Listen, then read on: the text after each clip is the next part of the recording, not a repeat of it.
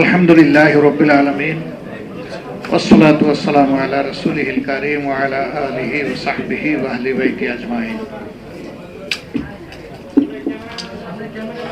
আমাদের পরম শ্রদ্ধেয় অভিভাবক, পরম বন্ধু এবং একান্ত সহকর্মী হযরত মাওলানা আব্দুস সোবহান রাহিমাহুল্লাহ, তার জীবন নিয়ে, জীবনের গুরুত্বপূর্ণ অংশ নিয়ে লেখা গুরুত্বপূর্ণ এই বইটির মূলক উন্মোচন অনুষ্ঠানে সম্মানিত সভাপতি, মঞ্চে বসা নেতৃবৃন্দ, গুরুত্বপূর্ণ ব্যক্তিবর্গ, পাবনা থেকে আসা বাংলাদেশ জামাত ইসলামের সম্মানিত নেতৃবৃন্দ, বিভিন্ন সামাজিক সাংস্কৃতিক সংগঠনের নেতৃবৃন্দ, সুধীমণ্ডলী, গণমাধ্যমের সহকর্মীবৃন্দ, এমন এক মহান ব্যক্তির ব্যাপারে আমাকে এখানে কথা বলতে হচ্ছে, যিনি ব্যক্তিত্বের দিক থেকে একটা সমুদ্রের মতো ছিলেন। কোন জায়গা থেকে যাত্রা শুরু করব আর কোন বন্দরে ভিড়ব, এটাই তো ঠিক করতে পারছি না। তিনি বয়সে আমাদের চাইতে অনেক সিনিয়র, কিন্তু যখন কাছে বসতাম মনে হতো যে আমরা দুইজন ক্লাসমেট ছিলাম। সম্ভবত এটা শুধু আমার না, এটা সকলের বক্তব্য। তিনি কাউকে কিছু বললে একেবারে ভিতর থেকেই বলতেন, তার মধ্যে কোনো কৃত্রিমতা কোনোদিন আমি দেখিনি। বাংলাদেশ জামাত ইসলামের মধ্যে আমার জানা একমাত্র দায়িত্বশীল অভিভাবক, যিনি বিডি মেম্বার থেকে পার্লামেন্ট মেম্বার পর্যন্ত সর্বত্র তার বিচরণ ছিল। মানুষ তাকে খুব ভালোবাসত। পাবনায় তিনি ছিলেন কারো দাদা, কারো চাচা, কারো পিতা, কারো মামা, কারো নানা। তার অনন্য বৈশিষ্ট্য ছিল, তিনি শুধু নির্দিষ্ট ব্যক্তিকে নাম ধরে চিনতেন না, তার তিন পুরুষ সহ চিনতেন। আমার একটি ছোট্ট প্রতিষ্ঠান, পাবনার কিছু লোক, তাদের বাড়ি অবশ্য ঈশ্বরদী, সদরে না, তারা ওই প্রতিষ্ঠানে নির্মাণ কাজে নিয়োজিত ছিলেন। তা আমি এদের হেড যে, তাকে একদিন জিজ্ঞেস করলাম, তুমি কি অমুককে চিনো? কি বলেন আপনি, সুবহান চাচাকে চিনবো না? আমি জানতাম না তার বাড়ি ঈশ্বরদী, শুধু পাবনা জানতাম। বললাম, তোমার বাড়ি কি ওনার কাছে? না, আমার বাড়ি ঈশ্বরদী। তুমি চিনো কিভাবে? বলে যে পাবনার মানুষও চিনে, পাবনার মাটিও তারে চিনে। একজন সাধারণ শ্রমিক, এটা ছিল তার অভিব্যক্তি। আমার তরুণ বয়সে একবার আমি ঢাকায় এসেছি, তখনও আমার কোনো সন্তান সন্ততি হয়নি। সাথে আমার স্ত্রীও এসেছেন। বাসায় শুধুমাত্র আমার একজন শ্যালক, সে ওখানে লেখাপড়া করতেছিলেন। তো তিনি সফরে যাবেন, তার বিশ্রামের ঠিকানা করা হয়েছে আমার বাসায়। আমি বললাম যে আমি তো থাকবো না, মেহমানকে কদর করবে কে, সম্মান করবে কে? সংগঠন বললো অসুবিধা হবে না, এটা আমরা দেখব। আলহামদুলিল্লাহ তিনি গেলেন বাসায়। তিনি রাতের খাবার খাচ্ছেন। তো ছোট ছোট বাটিতে, আমরা ছোট পরিবার তো, আমার সেলোকে ওনাকে পরিবেশন করছে। তো উনি ওর মাথায় হাত দিয়ে নাম ধরে বললেন, আমি নামটা এখানে বলছি না, নাম ধরে বললেন যে ছোট বাটি কেন, বড় হাড়ি নাই? তো হাড়ি কি এখানে টেবিলে আনো, সব নিয়ে আসো। মানে কত আপন! এই মাপের একজন নেতা, তখনও তিনি নায়েবে আমির, এই মাপের একজন নেতা বলতেছেন হাড়ি নিয়ে আসো, সরাসরি টেবিলে রেখে দাও। যাওয়ার পরে সে তার অভিব্যক্তি বলল যে আমি তো এত সিনিয়র লোক, এত বড় দায়িত্বশীল নেতা, আমি খুব জড়সড় ছিলাম, কিন্তু 1 মিনিটের মধ্যে তিনি আমাকে আপন করেন এবং মনে হলো না যে আমি তার নাতি সমতুল্য কেউ, মনে হলো যে আমি তার ঘনিষ্ঠ ক্লাসমেট বন্ধু। এই যে অপূর্ব কোয়ালিটি তার ছিল, এটা আমি অর্জন করতে পারলাম না, করা উচিত আমি ফিল করি। সবার সাথে মিশার, সবাইকে বুঝার, স্টাডি করার, এ না হলে যারা জনগণের নেতৃত্ব দিবেন তারা মানুষকে সম্মান করতে পারবেন না, ভালোবাসতে পারবেন না। মানুষকে ফিল করতে হবে, অনুধাবন করতে হবে। আজকের সমাজে এটা যেন আরো অনেক বেশি প্রয়োজন হয়ে পড়েছে। আমরা তাকে দেখেছি যখন কেন্দ্রীয় শীর্ষ কমিটির বৈঠকে বসেছেন, এপেক্স বডির বৈঠকে, কোনো কোনো ইস্যুতে অনেকে হয়তোবা ইমোশনাল হয়ে গেছে, তিনি একদম শান্ত সৌম্য অবস্থায়, চরম ক্রিটিক্যাল অবস্থায় তার মতামত ব্যক্ত করেন। তিনি কখনো পরিবেশ দ্বারা প্রভাবিত হতেন না। জেলে 1 বছরের মতো একসাথেই ছিলাম। আমি শুনতাম যে তিনি বাইরে মানুষের সমস্যা সমাধানে ব্যস্ত থাকতেন। জেলে গিয়েও দেখি যে সিনিয়র লিডারদের মধ্যে বিভিন্ন দলের বিভিন্ন পর্বের একটু তো ভুল বুঝাবুঝি হইতেই পারে, একসাথে দীর্ঘদিন থাকলে সবাই তারই সালিশ মানত। তো মনে হলো যে তার এই সালিশানা ইনশাআল্লাহ দুনিয়া ছাড়া পর্যন্ত তাকে করতে হবে, এবং সে গুরু দায়িত্ব তিনি পালন করেছেন।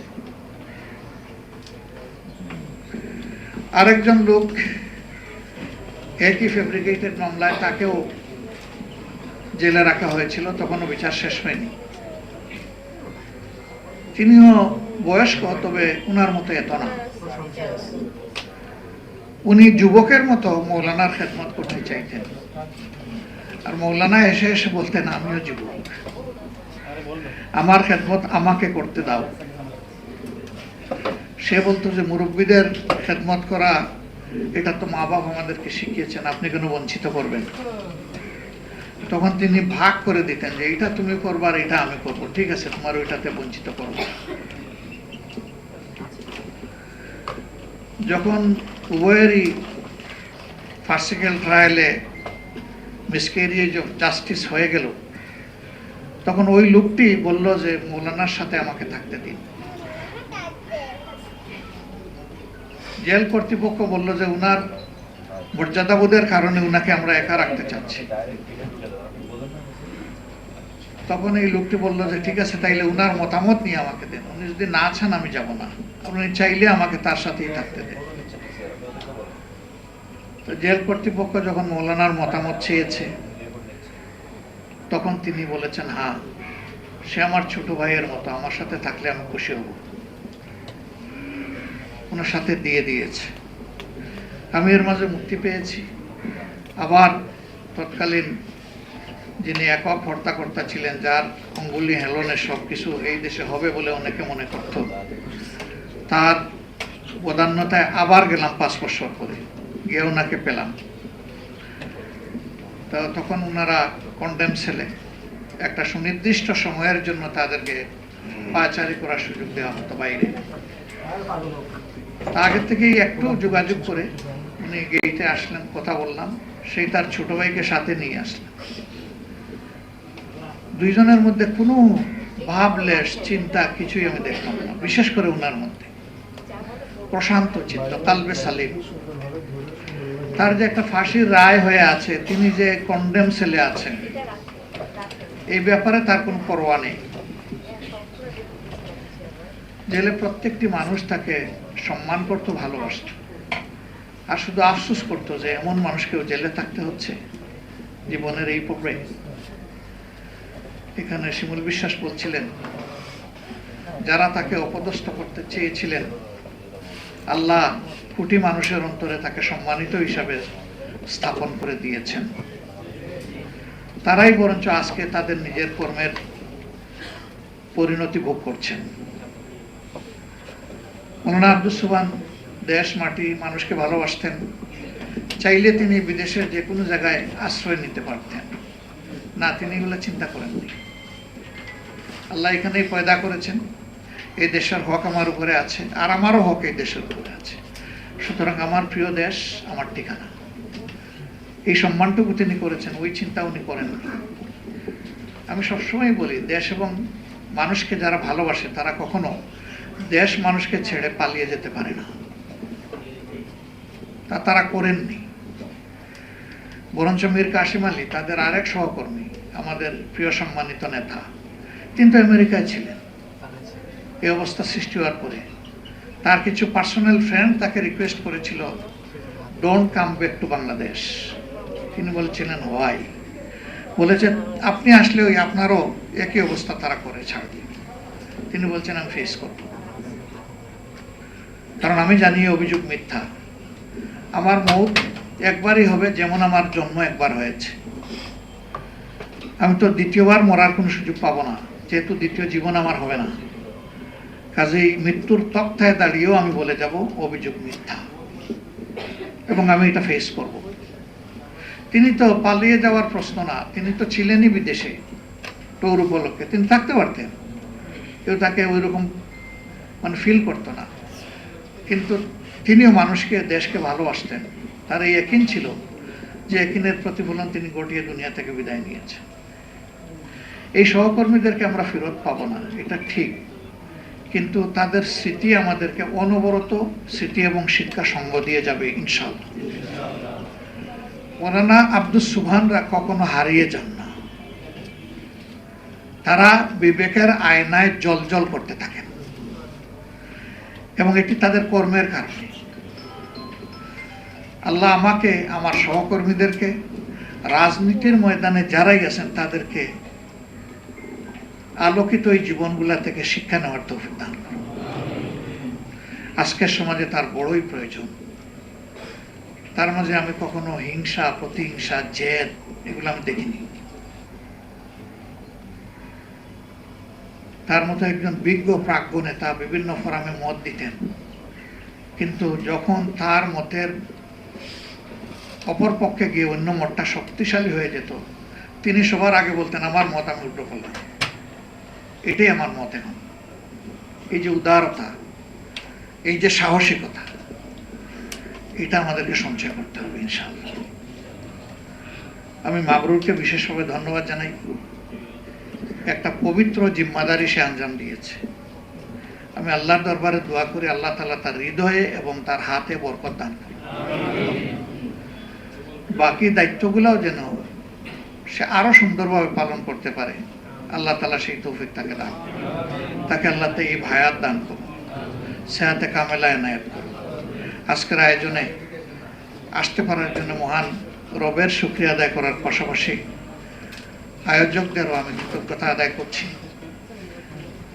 আসুন এই সমস্ত নেতৃবৃন্দের স্বপ্নের একটা মানবিক বাংলাদেশ গড়ার জন্য আমরা দল মতের ঊর্ধ্বে উঠে জাতির স্বার্থে, জাতীয় ব্যাপারে আমরা ঐক্যবদ্ধ হই। তাহলে এই জাতি বিজয়ী হবে। ব্যক্তিগতভাবে কেউ পরাজিত হতে পারে, কিন্তু জাতি বিজয়ী হয়ে যাবে ইনশাআল্লাহ। সেই জাতির বিজয় ঢঙ্কা বেজে উঠুক, আল্লাহর দরবারে সেই তৌফিক কামনা করে সবাইকে কৃতজ্ঞতা, ধন্যবাদ, অভিনন্দন জানিয়ে আমার বক্তব্য এখানেই শেষ করছি। আসসালামু আলাইকুম ওয়া রাহমাতুল্লাহ।